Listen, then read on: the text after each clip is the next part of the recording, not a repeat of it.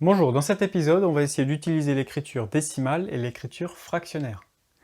Alors, pour comprendre déjà ce titre-là, écriture décimale, c'est qu'on va parler des nombres décimaux, autrement appelés par les élèves les nombres à virgule. Ce qu'on appelle écriture fractionnaire, c'est un lien avec les fractions, donc on va donc utiliser des fractions. Donc, dans cet épisode, on va donc lier les nombres écrits sous forme décimale et les nombres écrits sous forme de fractions. Une des premières choses à se souvenir, c'est face à un nombre décimal écrit comme ceci, il faut arriver à reconnaître le nom de chaque chiffre. Alors le chiffre qui est juste à gauche de la virgule, c'est ce qu'on appelle les unités, le chiffre des unités. Le premier chiffre à droite, c'est ce qu'on appelle les dixièmes. Celui qui est à droite des dixièmes, c'est le chiffre des centièmes. À droite des centièmes, on a le chiffre des millièmes.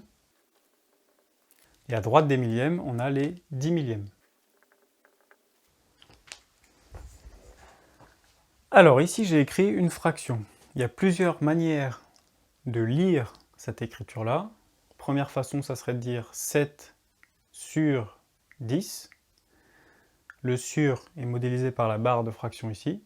Le 7 qui est au-dessus du 10, 7 sur 10. On peut aussi dire 7 dixièmes. On retrouve donc le mot dixième qu'on a vu juste avant. On peut aussi voir, et il faut se souvenir qu'une fraction c'est une division. 7 dixièmes c'est 7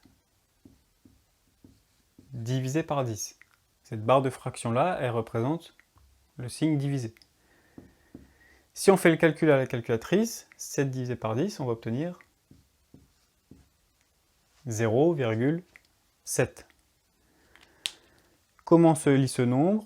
Il se lit 0 et 7 dixièmes. On retrouve exactement ce qu'on vient de dire avant, 7 dixièmes. Donc il faut arriver à faire le lien entre cette écriture-là décimale et cette écriture-là en fraction. En deuxième exemple, ici, 63 sur 1000, ou la fraction qu'on pourrait dire 63 millièmes. Si on fait le calcul qui est associé à cette fraction, 63 divisé par 1000, on obtiendra ce résultat-là. Comment ce résultat se lit? Eh bien, 0 unité et 63 millièmes. Ou alors juste 63 millièmes. On retrouve à l'oral exactement la manière de lire cette fraction-là. Dans cet exemple, on va essayer maintenant de passer d'une écriture qui est décimale vers une écriture fractionnaire, c'est-à-dire une écriture en fraction. Vous pouvez essayer de le faire, mettre la vidéo sur pause et puis remettre play pour avoir la correction.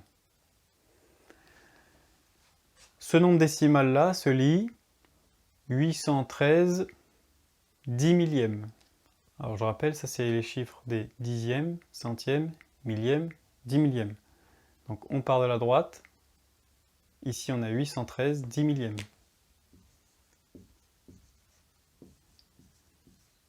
Et je l'écris de la forme dont je l'ai dit, 813 10 millièmes, 813 sur 10 000. Pour le deuxième, on pourrait lire ça, 2804, et ici c'est des millièmes, 2804 millièmes.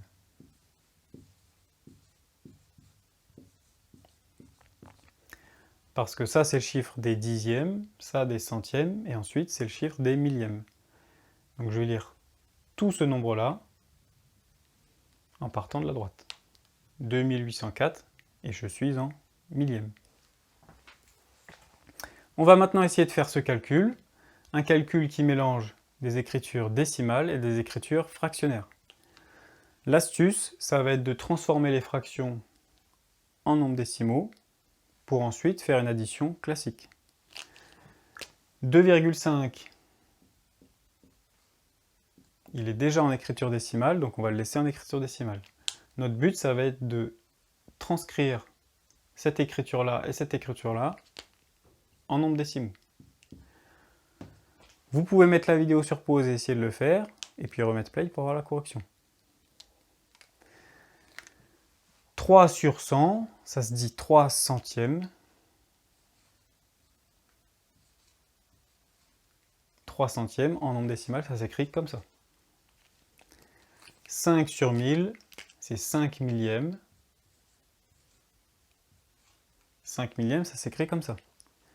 Une fois qu'on a réussi à transcrire les fractions en nombres décimaux, il ne nous reste plus qu'à faire l'addition finale. Ici, pour faire ce calcul avec des nombres décimaux, il ne va pas falloir oublier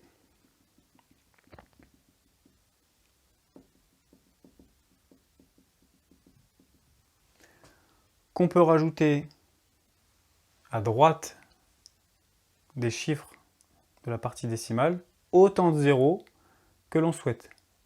Ça ne va pas changer la valeur du nombre, mais ça va peut-être nous aider pour faire le calcul.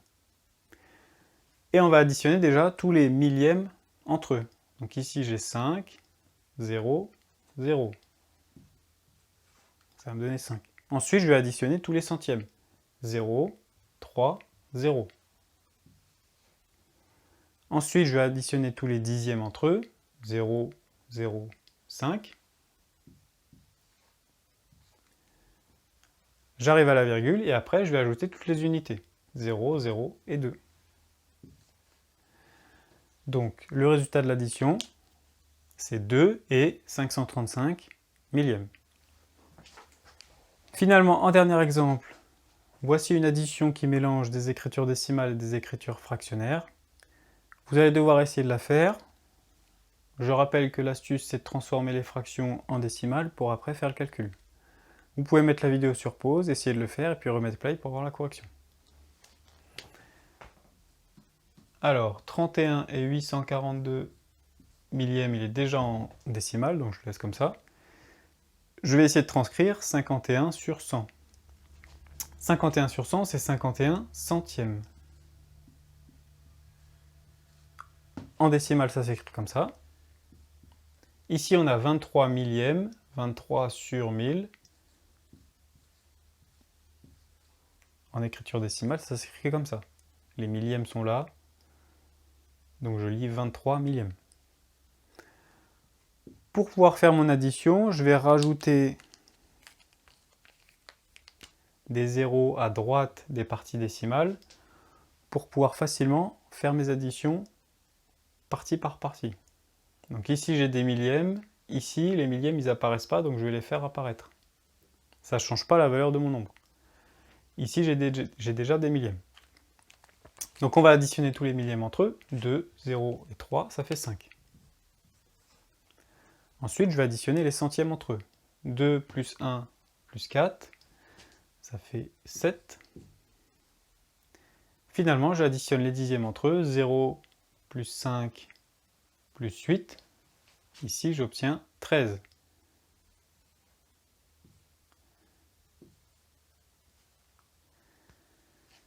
Je vais maintenant additionner les unités, 0 plus 31, plus 1.